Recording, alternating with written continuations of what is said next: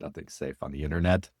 Hello. Except when you tune into FAQ Friday with your dedicated ESP crew like we got here. Just to get things kicked off, want to thank our special guest, Michael Thacker, Director of Field Services from ESP Operations, on the call. I believe for the very first time an FAQ Friday guest here. So Yes. we like to treat our first timers extra special. So we have a very excellent presentation for you. We got a whole bunch of really cool stuff. Kicking it off, we just installed our 21,000th system this week. Whoa. That's pretty cool, I think. Awesome. I've been counting down. I've been like, we're at like 20,995 and finally ticked over. So excellent way to wrap up the week. Yeah, it's a team effort. It is a team effort. Yeah. Thanks, Michael, and thanks all the people there. We got some other weekly wins for you. We've had a couple other people join the project management team, SB and Cassie, Esperanza and Cassandra, if you'd like to be formal with it. They are awesome. They're going to be supporting you along with Yusuf and Stephanie, who you know and love from our concierge team. They are now officially project managers. So we got a pretty stacked bench with our project management team now, and we're going to keep it coming. They are definitely taking care of business the right way. And one of the ways in which they are helping, but also all the other team members are lifting, doing some big lifts, is FTAR. Anybody know what FTAR stands for? I don't want to say. Brandon Brandon you knows. go. No, I'll lift it. Yeah, Oh, I'll here take we this go, one. Daniel. Yeah, I'll take FTAR, the first time approval rating. This has been a really big push that we've been doing. It's collaboration between ops and construction, and we're really trying to making sure these jobs get passed first time around. Let's get this one and done. Yeah, big push on preparation, really improving our QC process, making sure that when we go into these inspections that we are ready, we have our paperwork in order, everything's installed per plans, and we're seeing the results of that. 98% is pretty close to perfect, and yeah, we're going to keep the ball rolling, and we expect to see these numbers continue. For sure. Well, and I did want to call out, we may not ever really achieve perfection. Maybe we'll get lucky and there'll be a week where no inspectors decide to get extra picky, but there's always going to be that possibility that there's stuff outside our control. And so I just called that out on those. There are going to be circumstances, but every single time that we have everything within our control and we see everything coming and we've done all of our prep work, it's going to be as close to perfect as you can get. So huge props to everybody on the ops side for that. All right. We got first install of the week. We had a 5.7 kilowatt, 13.5 backup with Tesla, 27 days site inspection to glass on roof there. That's pretty quick. And Covina is a decent AHJ to sell in for sure, but there is still some overlap where we may have to go through LA County, as it turns out. And so I wanted to call out the next one, which is Paramount, exact same size system, 29 days. This one was Solar App Plus. Covina is a Solar App Plus territory technically when you go through the city, but if you go through the county, it's not. So just want to show we're still hitting those timelines whenever we can. But if you're using Solar App Plus, you're going to have a much better chance of getting there quick, get in and out. We love to see it. Yeah, one thing to add to that, Danny, is that as you can see, this is a Tesla backup switch system, right? So this is a whole home application right here. And as you can see, it's a one Powerwall on the wall, a disconnect, and tied into the main service panel. That orange bag is the backup switch that will get installed by the utility. But yeah, way less equipment, pretty much as close to solar only as we're ever going to go back to. So we love to see these types of installations. That's a good call. Yeah, we got some other examples to show off of that too. So I got a silly question. Backup switch, the bag hanging there, is that also a term for the meter collar? Yeah, meter collar, backup switch. So they're just different terminologies for the manufacturer. So backup switch is Tesla, meter collar is Enphase, but same product. Same bag hanging on the meter. Yeah, orange bag will be there. Yep. Cool. So if you guys out there see that bag hanging, don't keep holding the bag. No, don't get caught with the bag. That is the meter collar. That is the backup switch. That's helping typically avoid the main panel upgrade a lot of the times, right? Correct. Yeah. A lot of MP avoidance with these new backup switch and meter collar. Super cool. Less time, faster installs, faster pay. Woohoo. Thanks, We Michael. love to see it. Okay, we got a quick batch of agenda items here. We're going to go through Enfin, Powerwall rebate promo. I got some updated Aurora cheat sheet, a couple document reminders, Solar App Plus reminder, and then we'll get into all the good stuff with Michael. He brought us some awesome examples to go through what to look out for. Recheck. This is something that everybody is requiring now. Brandon, do you want to talk about this a little bit? Yeah, it's just recheck. Look, there's a lot of bad sales representatives out there in every state nationwide, but California is really cracking down. And with that comes lenders cracking down too. So not only Enfin, but we've seen it happen with Goodleap and Lightreach. We got to make sure you have your HIS, and then the recheck process is verifying exactly who is there on site selling that product. We're not sharing logins, that the homeowner is working with the correct sales representative, right? So that's the point of recheck, just to remove those scam artists out there. And so if you haven't already done so, you got to make sure you complete this task, or you're not going to be able to pull pricing within Aurora. You're not going to be able to sell with Enfin. I think I do want to take it a step further, just because we are talking about Enfin. It's just a friendly reminder on those second systems. They're okay with Enfin at this time. It's just, remember, it's NEM 3. Everything gets taken over to NEM 3. It's not a multi-tariff or non-export solution that they're offering. Excellent call out. Powerwall. We just got some emails pushed out from Tesla themselves saying, hey, we're giving away some cash. That was pretty cool. It's not going to be holiday cash, even though they're starting it before the holidays, because as you can see here, the homeowners are eligible when they have made a purchase. Well, it's all inclusive. Any type of purchase, a lease, a TPO, finance, all of that does qualify.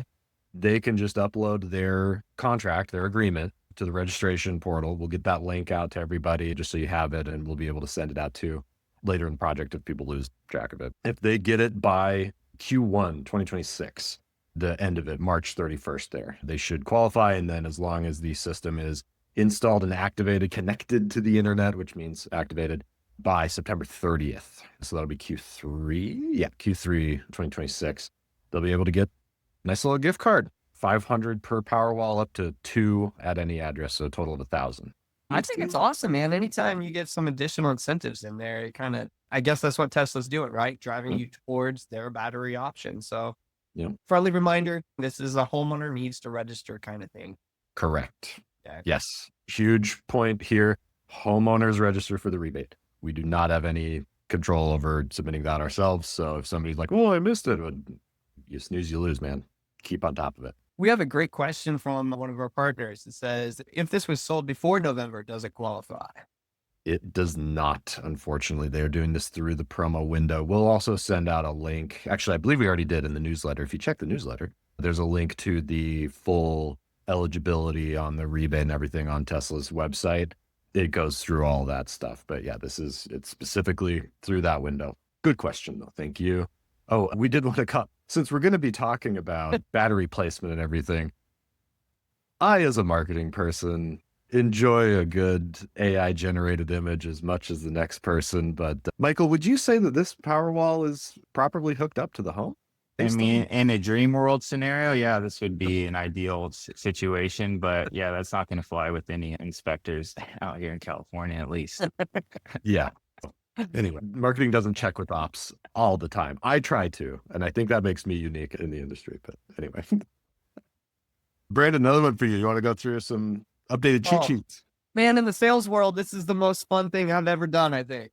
It's the equipment pairing in order to qualify for domestic content, and it's constantly changing, which it makes my brain explode. And I'm sorry, guys, but it's out of our control. However, we can best assist you by giving some cheat sheets like we are here today. So here's the thing. If you're selling a good, let's just call out a lender. I'm not playing favorites here, but let's say we sell Goodleap, right? You got to identify, one, the state you're selling in. So for most of us on this call, it's California. Then identify the lender, which is in this case, Goodleap. Then identify, do you want to sell the Tesla battery or do you want to sell the Enphase battery? Based on that's going to tell you which line item you need to configure your equipment for. So when you get on the proposal stage where you're identifying pricing, your pairing of equipment needs to be titled exactly like this. And if it's not, you've done it incorrectly. So again, lean on me though. I'm here to help you. So if you pull pricing and it's not working or populating correctly, I'll help you get there. But this is our cheat sheet. Follow it just like this and you'll be solid. Good news is it will change again. Probably on the next FAQ Friday. Yes. So No. be prepared when you receive that. It will change. I promise. Keep this handy, but by no Now means it's burn it honor. into your brain. Whatever Scout's honor is. Yeah. Yeah.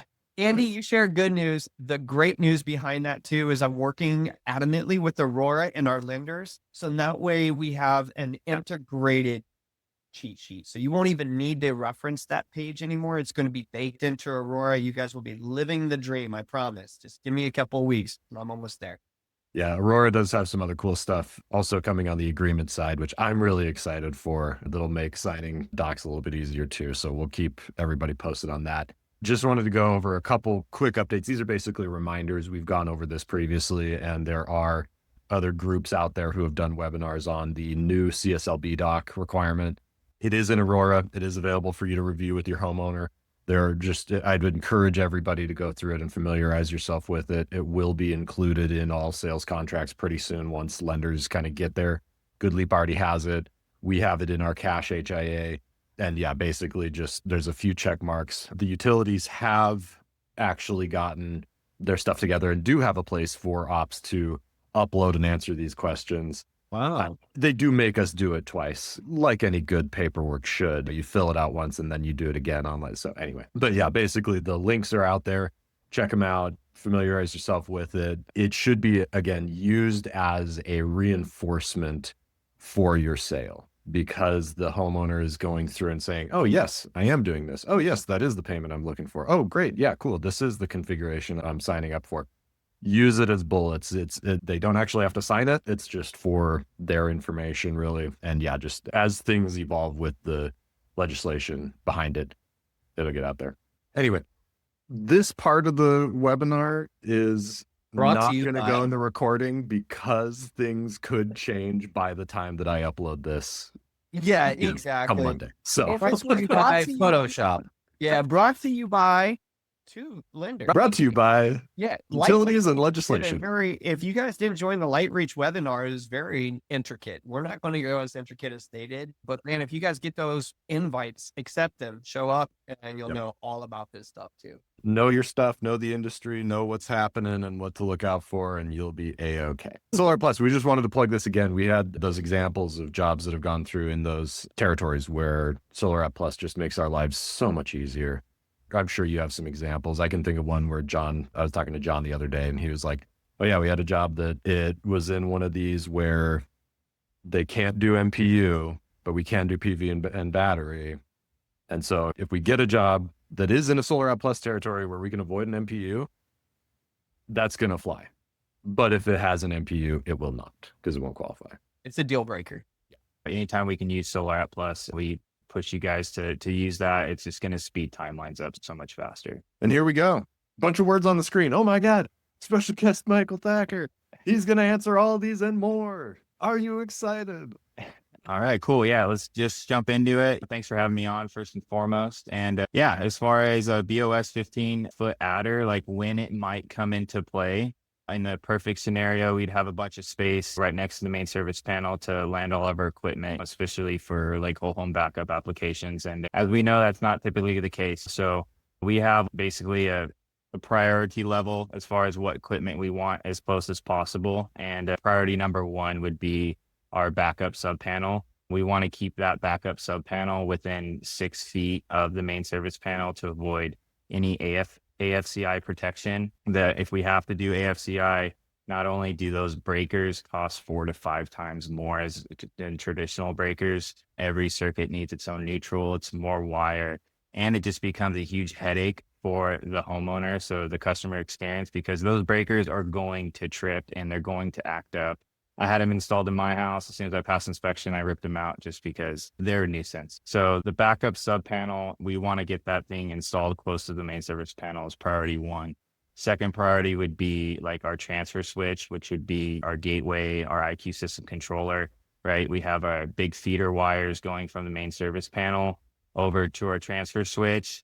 And we got 2-inch conduit running back and forth. So time, material, the costing on that will dictate if we have to move that equipment down further down the wall on the other side of the gate, anything like that. We would expect to see that 15-foot adder come into play.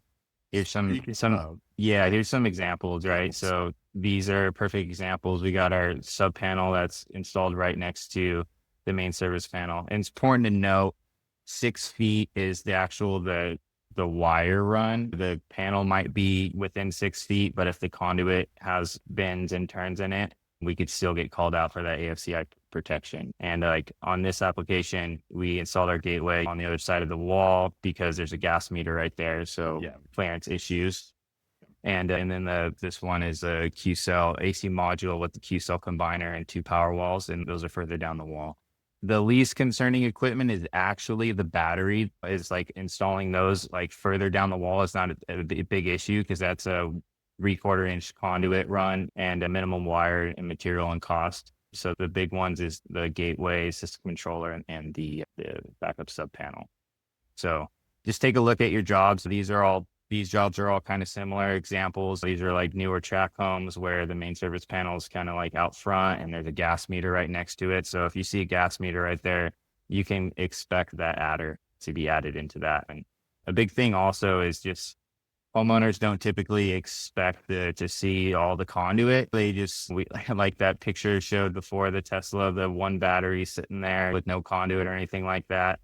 That's just not realistic. So we try to do a clean and aesthetically pleasing install as possible. But with these traditional whole home backups, we have no choice. We're going to have to run exposed conduit on the wall. So these are just some more examples of, a similar scenario where, this one, the gateway is not, it looks like it's within 6 feet, but really it's the wire size. So the wire run.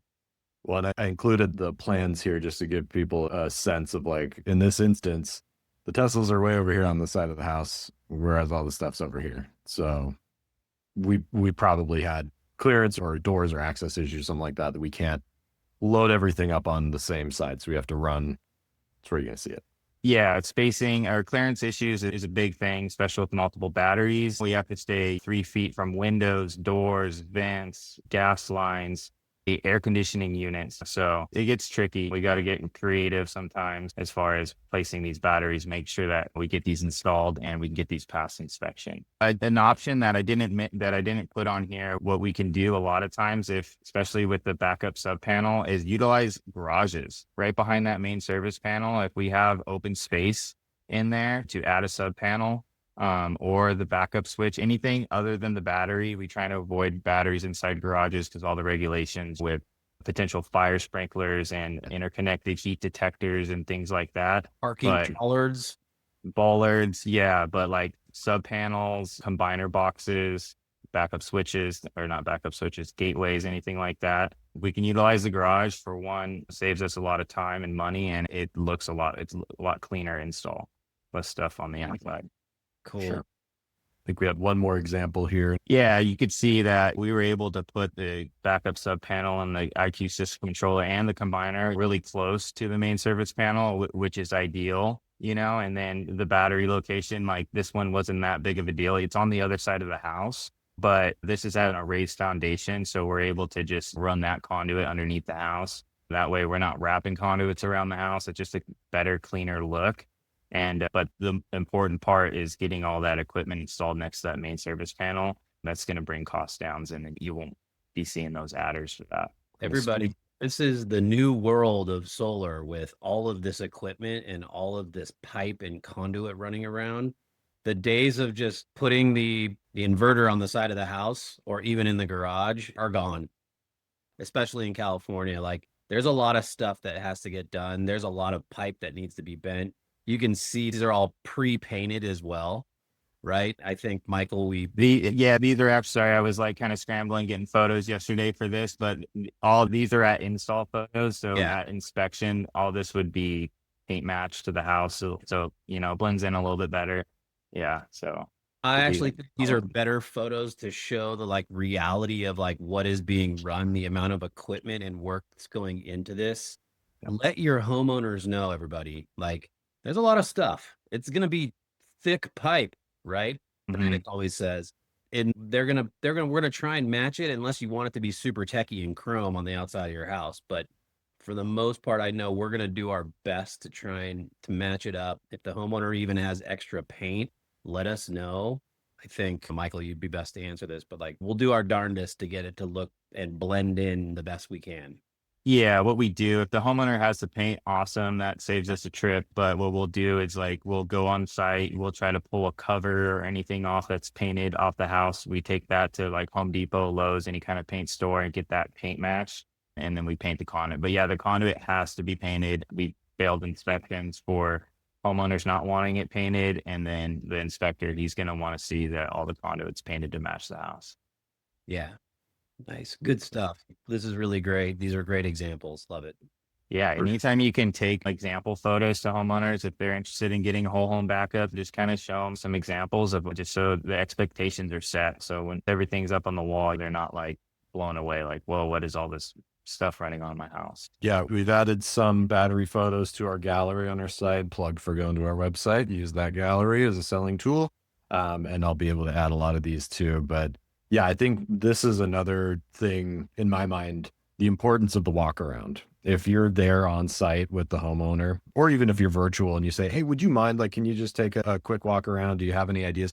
Where do you not want any of that equipment, right? If you can kind of be mapping it out a little bit and have some of this in the back of your head and then ask them, like, if there's a deal breaker where you absolutely don't want equipment, let us know ahead of time so we can try and do as much as we can with that. Battery stacking. Yeah, that's a big question that we have, like what batteries can be stacked. And so as far as battery stacking, it's a little bit of hit and miss. Like we can stack in phase 5P and the new 10C batteries vertically. Not all AHJs allow this. We rely heavily on our municipality records to make sure that this is an acceptable application for this jurisdiction.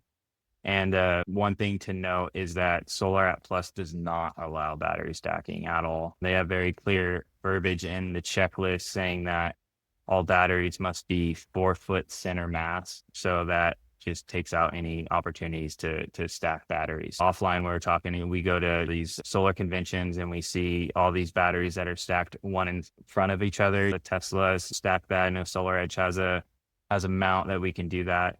We try to avoid that just because the history that we've had with our inspections is that even though the battery manufacturer will allow that and they have that product that's approved, the AHJ themselves have their own regulations that they uphold. And we got a lot of pushback and failed inspections. So if it's absolutely necessary, we cannot find another suitable location for the batteries, we will resort to that, but it's kind of a last resort. It's kind of just manufacturer marketing is what you're saying. Yeah. Not real world. All right. Great stuff. Oh, and then, now that we've showed you all the massive wires everywhere on the wall, here's some examples when we can avoid that, right? Yeah, this is a product I'm super excited about from installation standpoint. It's really installation, inspection, and funding submissions. As you can see, we got especially with Tesla, with the backup switch, it's one Powerwall mounted on the house with the AC disconnect. We got a little rapid shutdown there and a 3/4 inch tie into the main service panel. This is as easy as it gets. When we look at the plans and we see a single line diagram, it's literally back to a single line diagram. So yeah, the installation process is as simple as it could be in comparison to a traditional whole home backup. And we love this product and we just encourage to go sell these things. We're going to get these things done faster. It's going to look cleaner. We're going to less equipment, less wiring, there's less chances for failed inspections or lender requirements and all that stuff. So all around, this product's a silver bullet for us as far as velocity and speed. And let's push this thing and I'll make sure I got all the guys that are going to get these installed quickly. Awesome. Good stuff. Amazing insight. Okay. Unpermitted structures. We did do a whole episode on this a couple times ago, and we had some photos of those, but this came up. It always comes up And so, yeah, Michael, you were chatting with our permitting specialists, some of our PMs, and they were just rattling off some of the things to look for, some of the most common things that we've encountered that are turn out to be unpermitted, and we don't necessarily find out until a little bit later on, right? Yeah, absolutely. Yeah, I reached out to some of our ops and permitting, and this is their key points they came back with. So garage conversions, any add-on structures, that's going to kind of give a red flag. The inspector's going to want to take a look at that. Electrical for pools, mini splits, EV chargers, all that stuff. Anytime you can see mismatch in stucco, any kind of materials that aren't matching up and it just might look wonky, that's going to raise red flags. We're going to want to like look into that stuff. And then main service panels, if it's not labeled properly and the lock ring, utility lock ring has been removed, we're going to want to dig into that and like, let's get ahead of this and see if this needs to be permitted before we get all the way to installation and inspection. And like when we get these unpermitted issues, that's what really bogs down the time of completion. So just some things to look out for on as far as unpermitted structures. For sure. Brandon, you added our handy tip at the bottom here about rapport building. Yeah, during the rapport building, I'm always asking like, hey, this looks new. What'd you do? And it's the dad, the handyman that's like, I did that, right? I remodeled my bathroom. I remodeled the garage. And in fact, I turned it into a living quarters. Come check out my bar. And it's like, as excited as you get about building that rapport, you got to remember to simmer down, take a really good look. So that way, when Michael gets on site, he's like, not like, oh crap, we didn't catch this moment, right? Because it's impossible to catch anything and everything that's unpermitted at site survey. We need the homeowner to pinpoint that and rep. Some of these things we can bypass, some things we can't. So just make sure you alert us, do it in crayons, make it very simple. And our team or engineers will look at it in very close depth and say, hey, this needs to be adjusted or we can proceed, that kind of thing. Well, and Brandon, you're Mr. DIY yourself. You were just describing you when you were saying, yeah. Look what I did to this bathroom. And I already got solar, so hell, I'm not pulling permits. You're not pulling anything else. You're done. You're done. Yeah, man, I did the same thing. I got unpermitted ADU at my house. So when I was getting my solar installed, it was like trying to steer clear of the inspector for anything with burying wire under the house and whatever we got to do. But so I get it. It happens. Oh, I love it. Here we go. Yeah, talking about how we show up on site, how we leave the site, what can everybody do to help things go smooth? Yeah. Before, after, and during. Yeah, for sure. So as far as ESP internal versus sub, I don't want you guys to know the difference between an internal and a subcontractor because we have the same standards for both. We're making sure that these guys are all showing up on site in their ESP gear. They have their ESP flags and their cones. They're going to the homeowner as, hey, I'm so-and-so from ESP, here to do your install, or doing a walkthrough, making sure they understand what to expect throughout the duration of the install, verifying equipment locations and things like that. And if power needs to be shut off, making sure they're giving them plenty of notice. Hey, around this time, your power will be shut off while we're transferring loads and things like that. And then same process goes at the end of the day is doing a walkthrough with the homeowner, especially checking to make sure that all electrical circuits are on and working. We advised the homeowner to go through and go do a walkthrough and check all the circuits, especially critical ones and things like that too, so that we're not getting these callbacks after we leave the site. We're currently building out a customer survey into our site capture to get some better feedback from the homeowner of how their experience was, and even getting a photo of them, hey, thumbs up, thumbs down, things that we can use for marketing and just to capture kind of the feeling of the homeowner at the time of installation, and some sign off as far as like, was all the trash picked up? But did you verify that all your circuits were working and things like that? So that's something that's coming soon. Probably the next like week or two, we'll have that built in and we'll start seeing the results of that. That's music to my ears, Michael. You know me, marketing guy. Thumbs up pictures on the internet. Candy. Yeah. Candy. Yeah. And then as far as the rep being on install, yeah, absolutely. We encourage you guys to get out here and see what these guys are doing. Yeah, and the only thing we would ask is don't climb up the ladder and get on the rear shafts and keep your feet on the ground. It's dangerous up there. So, but yeah, absolutely. Get on site and talk to these guys and ask them questions. They're experts. And yeah, I'm happy to have you on the job site. Absolutely. It's a crucial killer time to go get referrals, talk to your homeowner, give them that friendly face. They're familiar with you. They probably have never seen our install guys before, right? So you being there is another assist for our teams to make sure things go smoothly. You can keep that rapport going. I think the statute of limitations on OSHA has expired for the times that I've gone on the roof, but this is me saying, do as I say, not as I've done. So yeah. And again, that's why we have been giving out a couple drones as prizes. So get those drones going. And then yeah, last little bullet that we had on here was for upcoming holiday closures. That's something that we want everybody to be aware of as we come into the close of the year here. There's going to be quite a few days where inspectors may not be able to get out on site. And so that's going to kind of crunch in. We're still pushing as many as we can through, but that just be aware of that, right? Yep. Tis the No, so season. Also, it may or may not start raining and causing delays along the way. Never too early to throw that out there. By the way, Veterans Day is next week, I believe. Next Tuesday.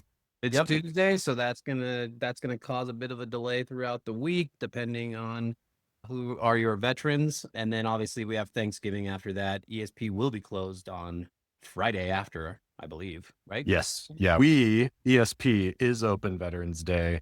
Your local AHJ may not be. And then ESP will be out of the office Thanksgiving and Black Friday. Yes. Cool. Yeah, real quick, I was looking at the chat and I had a question from Michael asking about Tesla remote meters being installed after installation and if they should be installed at installation instead of waiting an additional trip. Yes, absolutely. They should be installed at installation. We have had some procurement issues as far as getting enough of those Tesla remote meters. So in instances like that, we would go and an additional trip would be required to go back in and get those remote meters installed either at or before inspection. Hey, Great call out. good stuff. Yeah, we definitely don't want to make multiple trips. So Yeah, that's like anytime my whole focus. that happens, not on purpose. Yeah, I would say just subscribe to us on Instagram. We got some noteworthy stuff on there. Always share like the perks of your installs. Tag ESP. We love it. We want to share as many good things out there as possible. Feel the love. Absolutely. Speaking of Instagram, this quote made me think of you, Brandon, because of the video that we posted just this week of you hopping in a car and driving because you care more than anybody else, right? Yeah, appreciate that, man. Yeah. So Gary V, maybe you've heard of him. I don't know. He's around, I guess. But I like this. I just thought, again, the mentality of like, yes, you can always acquire new skills. You can always get better at something. But if you don't care about it, it doesn't matter, right? I think the drive to be doing something is ultimately going to take you way, way farther than just being good at something, right? Sorry, I was answering one of the questions here. Oh, you're good. No, you're I was multitasking, which I do a lot, and everybody knows that about me. So everybody knows that Brandon's a master multitasker. Andy, what about you? What quote gets you fired up in the morning? I know you got a couple motivational things. You listen to your UK Britpop jams, right? Yeah, that's what happens when you go to school in London for a year. Go big or go home is always one of my favorites, but that's also tied to just kind of like my sporting choices in life. I know Michael's very similar in that respect. Love it. But it says this in my kitchen: live, laugh, love. Just kidding. No, I think just enjoy the ride is probably the one that like I wake up to every day, because the ride can be anything. It can be life in general. It can be work. It could be your sport of choice, whatever it is. Enjoy it while you're doing it. If you're not, then go do something else. It's true. That's a good point. Yeah. I mean, if you're not having a blast, what's the point, man? If you aren't loving what you do, love what you do and you'll never work a day in your life. But Yeah. I think the real root of that is you should love what you do every day and just, yeah, get out there and do it. If you do, it will be easy to be just like Brandon, and you will care immensely. It's true. You will have passion, because he actually really loves doing this stuff. Actually loves it. And he's addicted to it. Brandon and I talk about it all the time, that we're addicted to this game that we play in the solar world. It's a lot of fun, and that will help you have passion and care for it. But again, That's just my 2 cents, right? Maybe 3.5 cents. Enjoy the ride while you do it. Absolutely. Way worse things to be addicted to than getting pumped about saving the planet with solar, right? Awesome. Well, hey, thanks everybody. Thanks again, Michael, for tuning in, helping us right this boat. Yeah, thanks guys. Love it. Yeah, we Michael. really appreciate you guys. Any questions out there, hit us up. You know where to find us. You know where to find us. Follow us on Instagram. Hit us up in your DMs. Have a great weekend, everybody. Later. Take care. See you guys. See you. See ya.